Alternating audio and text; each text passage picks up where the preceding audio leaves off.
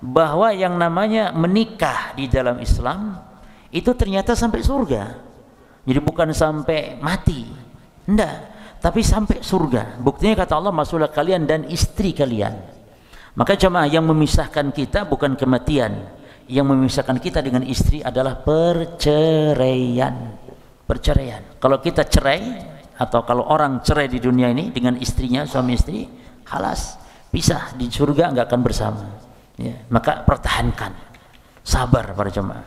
Ingat, rumah tangga kita bukan sampai kematian, sampai surga. Maka kalau istri meninggal duluan, tidak masalah, nggak ada problem. Istri meninggal duluan, tetap istri kita kelak di surga.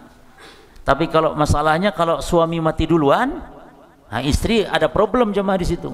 Kalau suami meninggal duluan, istri ada problem. Apa problemnya? Kalau kawin lagi dengan laki lain, halas, selesai, berarti putus dengan suaminya.